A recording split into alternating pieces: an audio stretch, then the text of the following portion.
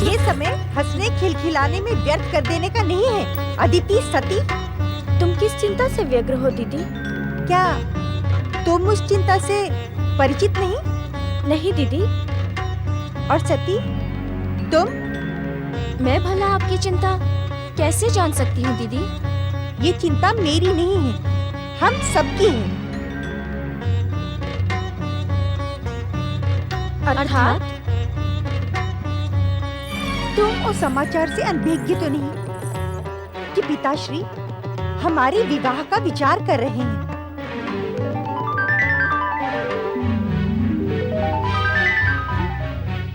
भीरू स्त्रियों की भांति लज्जा करने की आवश्यकता नहीं है। हमें अपने भावी पतियों का निर्णय स्वयं करना होगा।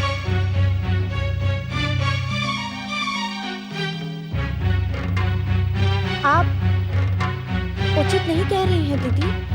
क्या कहने की इच्छुक हो तुम अदिति? यही कि इस विषय में हमें सोचने की क्या आवश्यकता है दीदी। हमारे माता पिता हमारे शुभचिंतक हैं। वे हमारे लिए योग्य वरों का ही चयन करेंगे।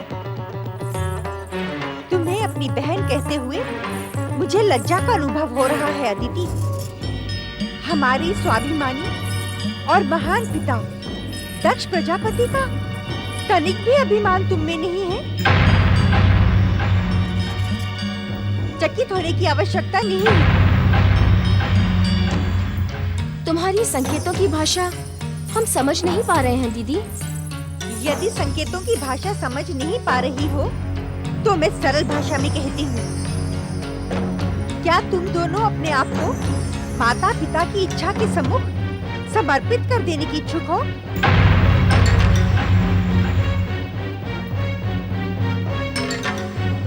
परंपरा तो ऐसी ही है दीदी। परंपरा? हम दक्ष प्रजापति की पुत्रियां हैं। ये पृथ्वीलोक हमारी संपत्ति है। सामाजिक परंपराएं हमें निर्णय लेने के लिए बाध्य नहीं कर सकती। किंतु क्या भविष्य तुम्हारे निर्णय को अनुचित नहीं कहेगा?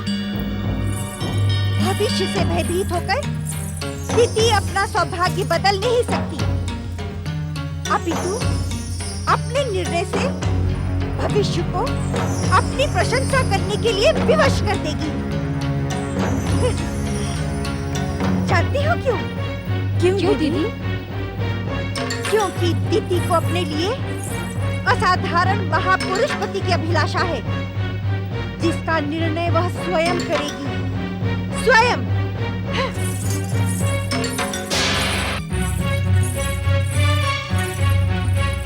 हमारी दीदी हमारे पिता के समान ही अहंकारी हैं। उन्हें अपना कठोर स्वभाव बदलना ही होगा। स्वभाव तो परिस्थितियों के कारण जन्म लेते हैं दीदी। दीदी हम सब बहनों में ज्येष्ठ हैं।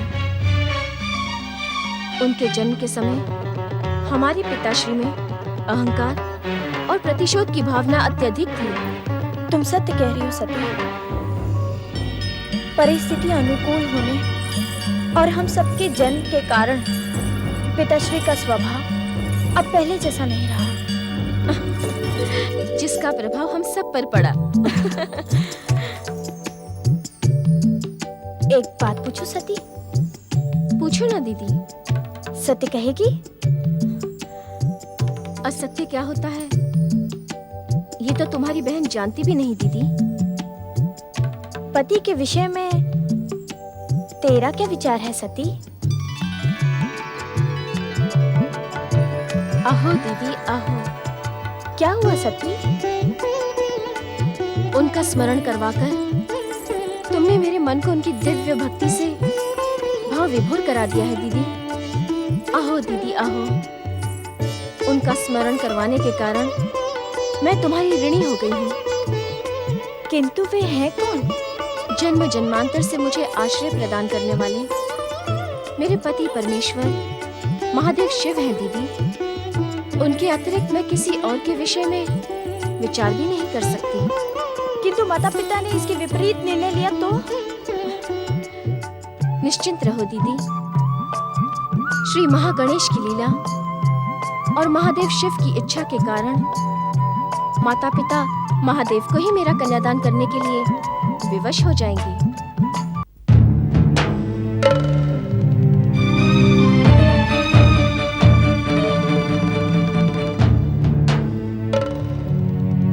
अब इस विषय पर और अधिक सोच विचार करने की आवश्यकता नहीं है महारानी। किंतु स्वामी, महारानी, आप भली भांति जानती हैं कि किंतु परंतु जैसे शब्द हमें तनिक भी प्रिय नहीं, और जब ये शब्द हमारे निर्णय के मध्य आते हैं तो हमारा स्वाभिमान विध्वंसक होने पर उतावला हो जाता है। क्षमा स्वामी क्षमा, मेरी बात को अन्यथा ना ले। मैं तो केवल प्रार्थना कर रही थी। नहीं, किसी प्रार्थना की कोई आवश्यकता नहीं है महारानी। हम अपनी कन्याओं के लिए स्वयं ही महान और असाधारण महापुरुषों का चयन करेंगे। स्वामी, क्यों ना हम अपनी महान कन्याओं के लिए एक भव्य स्वयंवर का आयोजन करें? स्वयंवर? हाँ स्वामी, स्वयंवर तो मानव जाति की परंपराओं के अनुकूल है। महारानी, हम मानव जाति की परंपराओं का अनुसरण नहीं करेंगे। हम अपनी परंपरा स्वयं निर्मित करते हैं। संभवतः आप स्वयंवर का अर्थ नहीं जानती। स्वयंवर का अर्थ? हाँ, स्वयंवर का अर्थ होता है कि पति चुनने का निर्णय कन्या को सौंप दिया जाए। इसमें अनुचित क्या है स्वामी? जिसे जीवन व्यतीत करना है, ये अधिकार उसी को मिलना उचित है। अधिकार? तो क्या हम अपने अधिकार से वंचित हो जाएं? अर्थात? महारानी, हम अपनी कन्याओं के भविष्य का निर्माण स्वयं करेंगे। महारानी, हम भली भांति जानते हैं कि हमारी पुत्रियों की योग्य कौन कौन है। महारानी वीरनी, हम दक्ष प्रजापति घोषणा करते हैं कि अपनी पुत्रियों के भविष्य का निर्णय हम करेंगे, केवल हम।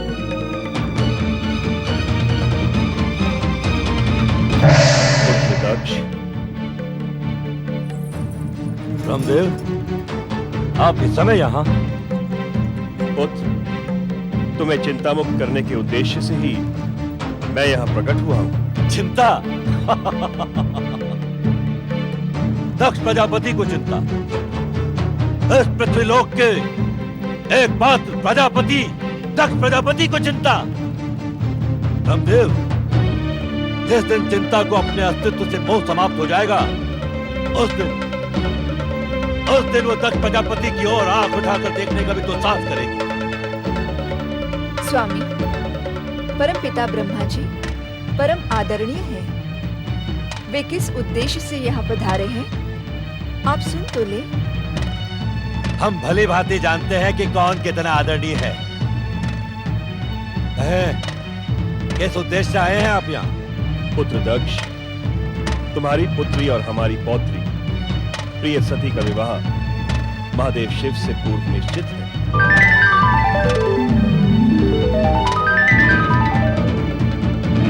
शिव? क्या आपने सोच भी कैसे लिया ब्रह्मदेव कि हम अपनी प्रिय और तेजस्वी पुत्री सती का विवाह उस धन धड़क बबूधारी शिव से करेंगे? असंभव।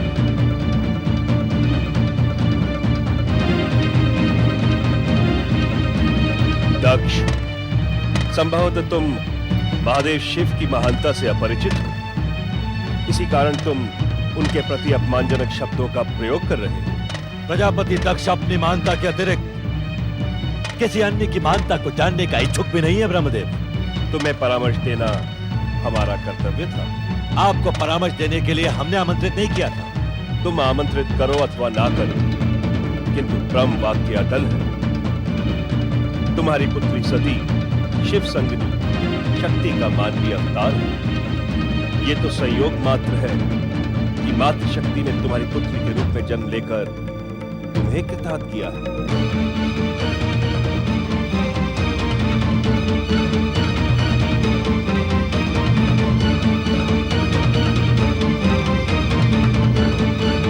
हमारी पुत्री के रूप में जन्म लेकर शक्ति रूपी सती हमारा आदेश मानने को विवश है ब्रह्मदेव।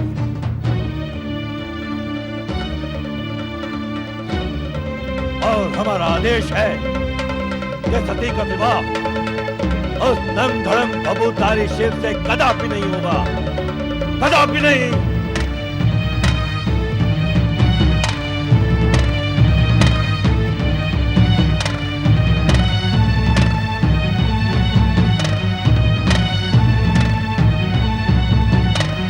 तुम्हारी इच्छा मात्र से सृष्टि का अटल सत्य और ब्रह्म वाक्य बदल नहीं सकता पुत्र दक्ष। सती का विवाह महादेव शिव से होकर रहेगा।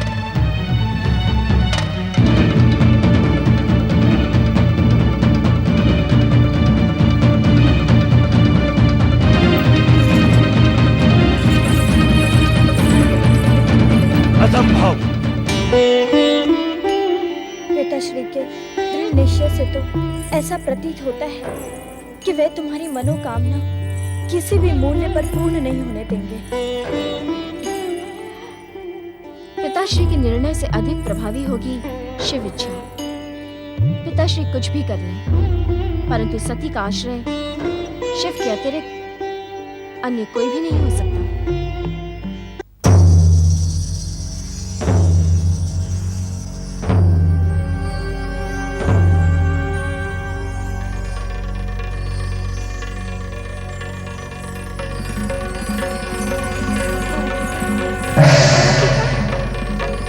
मेरी बात सुने परमपिता, मुझे दर्शन दे। परमपिता, मेरी बात सुने, मुझे दर्शन दे। परमपिता, मुझे आपसे कुछ कहना है। परमपिता, दर्शन दे। प्रणाम परमपिता। अखंड सौभाग्यवती भव पुत्री। तुम मुझे इस प्रकार क्यों पुकार रही थी पुत्री दीदी? इस प्रकार मेरी उपेक्षा क्यों परमपिता? आप मेरे साथ ऐसा अन्याय क्यों कर रहे हैं? उपेक्षा? अन्याय? मैं कुछ समझा नहीं पुत्री। आप तो हर मन की बात जानते हैं परमपिता।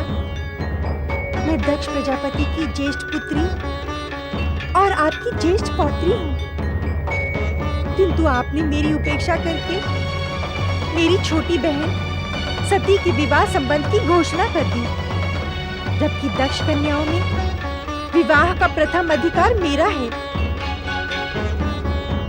पुत्री दीदी, हर किसी के भविष्य का कथन करना उचित नहीं होता। इससे भ्रम उत्पन्न होता है। नहीं परमपिता, अब मुझे भी मेरे भावी पति के विषय में बताएं। ये अनुचित है पुत्री। ब्रह्म वाक्य अटल सत्य होता है परमपिता, वह अनुचित कैसे हो सकता है? आप मेरे आग्रह की उपेक्षा न करें। मुझे बताएं कि मेरा पति कौन होगा? तुम्हारा ही नहीं, अदिति आदि प्रजापति दक्ष की कुल 13 कन्याओं का विवाह कश्यप ऋषि के साथ होगा। ये आप क्या कह रहे हैं परमपिता? मैं इस अन्याय को कदापि स्वीकार नहीं करूंगी। क्या कहने की इच्छुक हो तुम? मेरे पति पर केवल मेरा अधिकार होगा।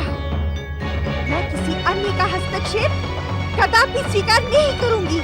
अपने पिता दक्ष के समान तुम्हारा स्वभाव भी हठी है, किंतु प्राणी लोक का हर प्राणी नियति के आगे विवश है। अर्थात जिस प्रकार तुम्हारी बहन सती का भविष्य महादेव शिव से जुड़ा है, उसी प्रकार तुम 13 बहनों का भाग्य कश्यप ऋषि से जुड़ा है। मैं इस अटल नियति को पलट दूंगी। इसे कदापि स्वीकार नहीं करूंगी। कठोर से कठोर हठ साध कर भी तुम इस अटल नियति को बदल नहीं सकते। आप इस सत्य से भली भांति परिचित हैं परमपिता कि मैं अपने पिता दक्ष के समान ही हठी स्वभाव की हूँ। नियंता की नियति को मैं अपने हठ से बदलने पर विवश न कर दूं, तो मेरा नाम भी दक्ष पुत्री दिति नहीं है। दिति, तुम मेरी ज्येष्ठ पौत्री हो। ऐसा कुछ ना करना जिससे तुम्हारा सौभाग्य ही संकट में पड़ जाए। दिति का सौभाग्य कदापि संकट में नहीं पड़ेगा परमपिता। अपितु दिति के सौभाग्य में हस्तक्षेप करने वाले का सौभाग्य निश्चित ही दुर्भाग्य में बदल जाएगा। मैं उसे भी नियति का निर्णय ही मानूंगा। समय आपको दिति के सम्मुख नियति की पराजय स्वीकार करने के लिए विवश कर देगा परमपिता। मेरी ज्येष्ठ पौत्री दिति, अपने हट का त्याग कर लो और इस सत्य को स्वीकार कर लो कि हम सब नियंता के नियति पाश से बने हैं। हम जो कुछ भी करते हैं वो नियंता की इच्छा पर ही निर्भर होता है। हमारा अहंकार उसे अपनी उपलब्धि मान लेता है, किंतु उसका परिणाम कदापि हमारे हित में नहीं होता। धैर्य जीवन की बहुमूल्य उपलब्धि है परमपिता। आपकी ज्येष्ठ पौत्री दिति के सौभाग्य के विषय में अब तो आपको धैर्य रखना ही होगा, क्योंकि नियंता और उसकी इच्छा का हर उत्तर समय आने पर अब दिति का दृढ़ निश्चय देगा। दृढ़ निश्चय अथवा दृढ़ हठ? जिसे मैं दृढ़ निश्चय समझती हूँ, यदि आप उसे हठ समझें, तो मुझे तनिक भी आपत्ति नहीं है परमपिता, क्योंकि मुझे निश्चय और हठ में कोई स्थायी अंतर नहीं दिखाई पड़ता। पौत्री, ऐसा प्रतीत होता है कि तुम्हारे अहंकार के कारण ही तुम्हारी गुरुकुल की शिक्षा भी अपूर्ण ही रही। क्या कहने की इच्छुक हैं आप? मेरे पुत्र दक्ष ने इस युग के सर्वश्रेष्ठ विद्वान जिस गुरु के पास तुम्हें शिक्षा प्राप्त करने के लिए भेजा था, विश्वास नहीं होता कि उसने तुम्हें निश्चय और हठ के मध्य स्थायी अंतर का भेद न समझाया हो। इसे आप इस प्रकार भी समझ सकते हैं परमपिता कि दक्ष पुत्री दिति किसी के समझाने पर अपने स्थायी विचारों को कदापि बदलने की इच्छुक नहीं होती। निस्संदेह मेरे गुरु ने मुझे यह पाठ अवश्य पढ़ाया होगा, किंतु मेरी रुचि जिस विषय में नहीं होती उसे मैं सुनने में भी समय व्यर्थ करना समझती हूँ। ऐसी स्थिति में ना तो मैं तुम्हारी कोई सहायता कर सकता हूँ और ना ही किसी प्रकार का परामर्श दे सकता हूँ। हाँ, तुम्हारे और नियति के संघर्ष को अब मैं देखूंगा अवश्य।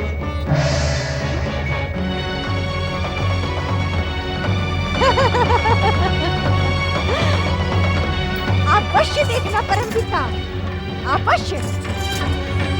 दिति और नियति के रोमांचक संघर्ष में अब विजय दिति की ही होगी, दिति की।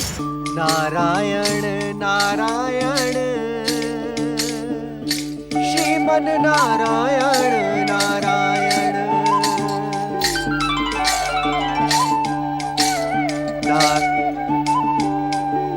अरे ब्रह्म ज्योति।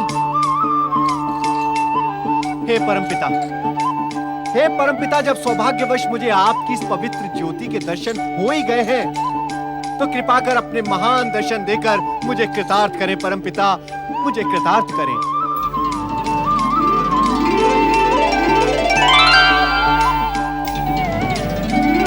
नारायण नारायण। विश्राम के समय इस प्रकार कहां भटक रहे हो नारद? परमपिता, भटकना कैसा? भक्त तो हर समय अपने भगवान को ही खोजता रहता है। नारायण नारायण। इस प्रकार क्यों नहीं कहते नारद कि तुम्हारी जिज्ञासा के बढ़ते आकार ने तुम्हारी रात्रि की निद्रा भी छीन ली है? हाँ परमपिता, ये मेरी जिज्ञासा का ही परिणाम है कि जन कल्याण में लगी मेरी भावना मुझे आप जैसी परम शक्तियों के सहज ही दर्शन करवा देती है। मैं तो अपनी जिज्ञासा को शत शत धन्यवाद ही दूंगा। नारायण नारायण। उचित है, तुम अपनी जिज्ञासा को धन्यवाद दो। मैं ब्रह्मलोक प्रस्थान करता हूं। परमपिता, जब सौभाग्य से मुझे आपके दर्शन मिल ही गए हैं, तो मेरी जिज्ञासा का शमन करते हुए मुझे इतना भी बता दें कि आप आ कहां से रहे हैं? हम प्रजापति दक्ष को परामर्श देने गए थे नारद, किंतु उसने हमारा अपमान किया। नारायण नारायण। परमपिता, अहंकार करना एवं हरेक का अपमान करना तो भैया दक्ष का स्वभाव बन गया है। इसमें आश्चर्य कैसा? परंतु इसका परिणाम शुभ नहीं होगा।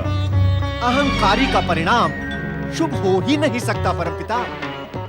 किंतु दक्ष कन्याओं का भविष्य क्या होगा परमपिता?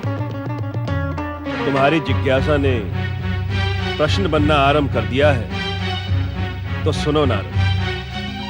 अपनी दिव्य दृष्टि से दक्ष कन्याओं का भविष्य देखकर हम स्वयं चकित हैं। नारायण नारायण। परंतु ये समय उस भविष्य को बताने के लिए अनुचित है। केवल इतना जान लो, महादेव शिव और प्रजापति कश्यप ऋषि प्रजापति दक्ष की जामाता बनेंगे। किंतु परमपिता। अपने किंतु के लिए भविष्य की प्रतीक्षा करो नारद। परमपिता।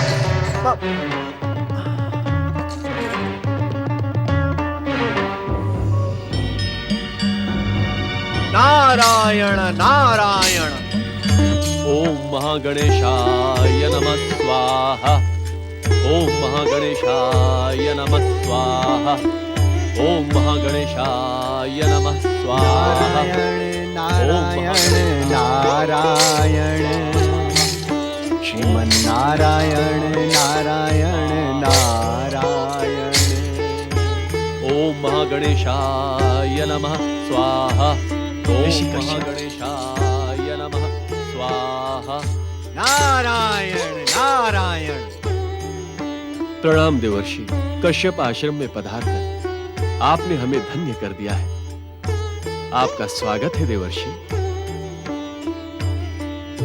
आपने यहां पधारकर मेरे सौभाग्य में वृद्धि की है देवर्षि।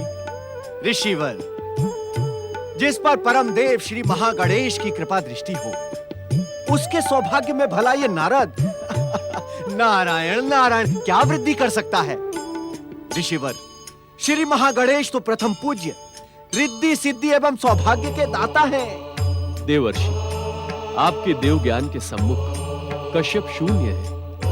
आप आदेश दें, मैं आपका क्या प्रिय कर सकता हूं?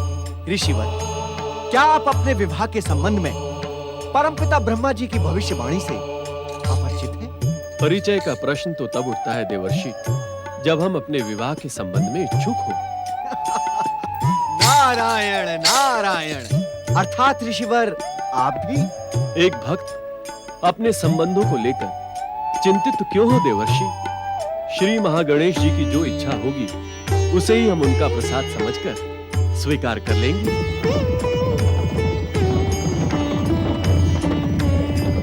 आपके विचार श्रेष्ठ हैं ऋषिवर। भविष्य आपके पद चिन्हों पर चलकर धन्य हो जाए। नारायण नारायण।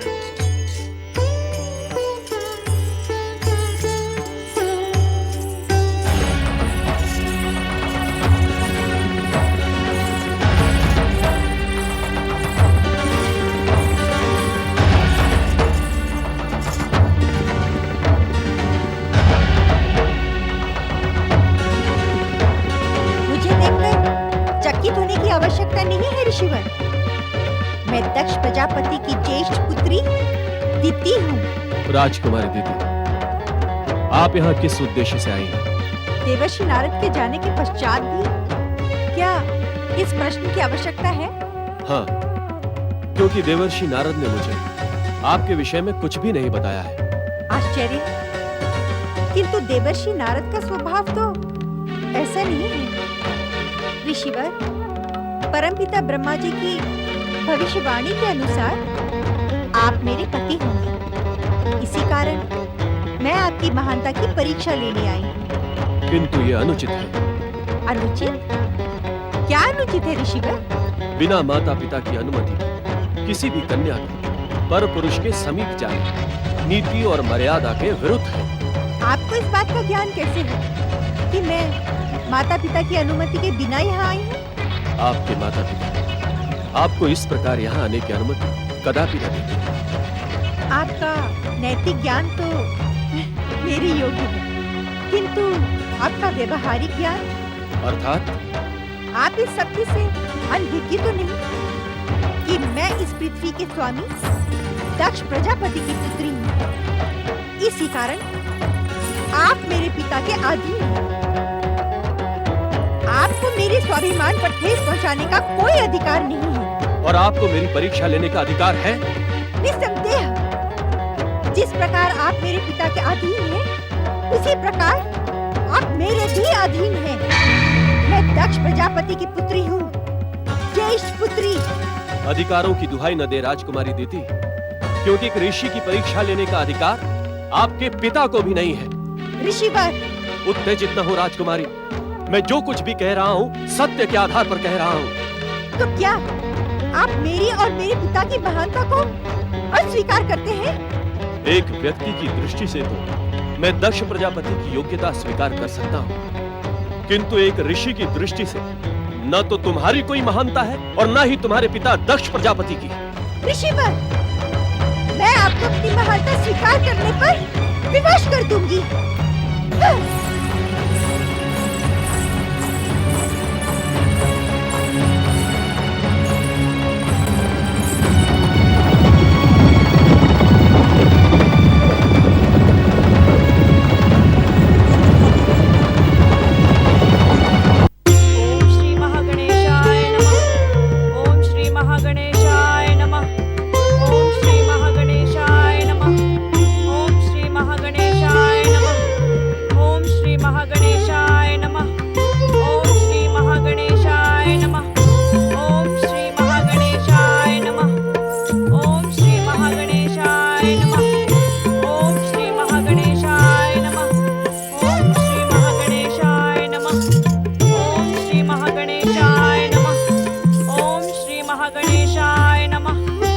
प्रजापति दक्ष पुत्री देवी तिथि पधार रही है।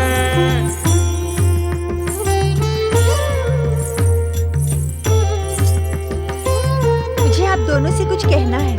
अवश्य कहो पुत्री। आपको मेरा विवाह ऋषि कश्यप प्रजापति के साथ करना होगा।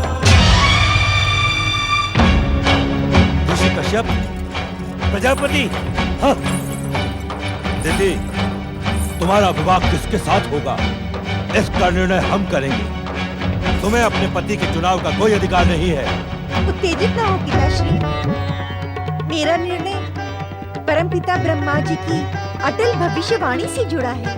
न तो हम तुम्हारे निर्णय को महत्व देते हैं, न ही ब्रह्मदेव की भविष्यवाणी को। होगा वही जो हमारी इच्छा होगी। आप मुझे निर्णय बदलने के लिए बाध्य नहीं कर सकते पिताश्री। तुमने सुनो नहीं दीदी, इस बात का अंतिम निर्णय हम स्वयं करेंगे। और हाँ, अब इस विषय पर चर्चा की कोई आवश्यकता नहीं है।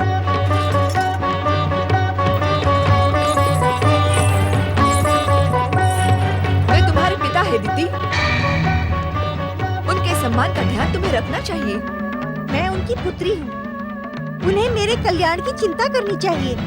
वे जो निर्णय ले उसी में तुम्हारा कल्याण है। मुझे किसी पर विश्वास नहीं है, किंतु इस प्रकार तुम्हें अकेले निर्णय लेने का भी कोई अधिकार नहीं है।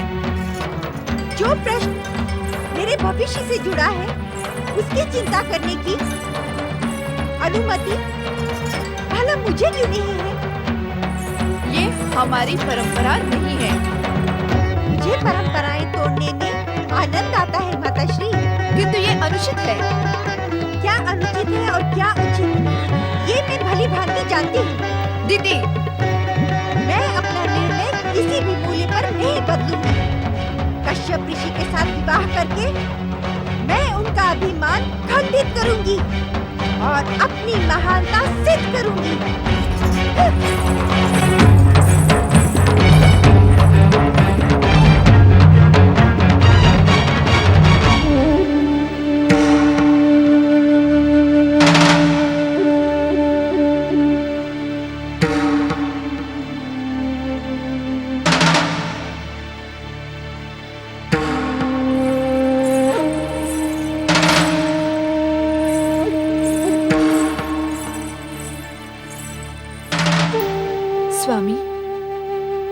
समय हमारे जीवन में जो घटनाएं घट रही हैं, वो हमारे भविष्य के लिए शुभ संकेत नहीं है। वीरों जैसी बातें करके प्रजापति दक्ष को उत्तेजित न करें महारानी। शुभ अशुभ, पाप पुण्य और सत्य असत्य सत्य सम्राट दक्ष प्रजापति के अनुचर हैं। हम स्वयं जिस घटना के और जिस परिणाम के इच्छुक होते हैं, वो घटना उसी प्रकार घटती है। किंतु जो सत्य है, किंतु परंतु जैसे शब्दों से पृथ्वी सम्राट दक्ष प्रजापति को घृणा है। महारानी वीरणी, पृथ्वी सम्राट दक्ष प्रजापति से बात करते समय क्या तुम इन शब्दों को नहीं अलग रख सकती? क्या तुम्हारे पिता ने तुम्हें शब्दों का उचित ज्ञान प्रदान नहीं किया? आप हर उचित अनुचित बात में मेरे आदरणीय पिताश्री को क्यों ले आते हैं? आपको ये शोभा नहीं देता स्वामी। मत भूलो महारानी,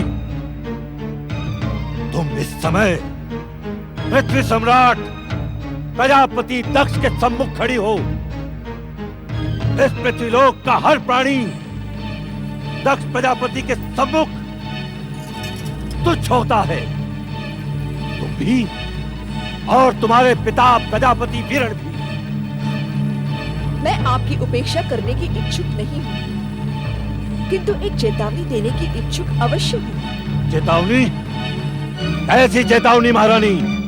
मेरे आदरणीय पिताश्री तो केवल एक कन्या के पिता हैं, किंतु आप 41 कन्याओं के पिता हैं। तनिक सोचिए, यदि आपके जामाताओं ने भी आपका इसी प्रकार अपमान करना प्रारंभ कर दिया तो? अपनी मर्यादा को लांघने का तो साथ न करे महारानी, अन्यथा परिणाम आपके हित में शुभ नहीं होगा। प्रजापति दक्ष के जामाता प्रजापति दक्ष का मान तो दूर, उनकी ओर आंख उठाकर देखने का भी दुस्साहस नहीं करेंगे, क्योंकि हम इस पृथ्वीलोक के एक छत्र सम्राट स्वामी दक्ष प्रजापति हैं। स्वामी, अहंकार का परिणाम कदापि शुभ नहीं होता। ऐसा प्रतीत होता है महारानी। क्या आपका दुस्साहस शीघ्र ही हमारे क्रोध का निमित्त बनेगा? आप हमसे प्रार्थना करने की मर्यादा का पाठ भी भूलती जा रही हैं। हम स्वयं तुम्हें मर्यादा का पाठ पढ़ाने के इच्छुक नहीं। यदि तुम्हारी इच्छा हो तो हमारी आज्ञा से पूर्व ही अपने पिता के समीप जाकर एक बार पुनः हमारे सम्मुख खड़े होकर प्रार्थना करने की मर्यादा सुन लो।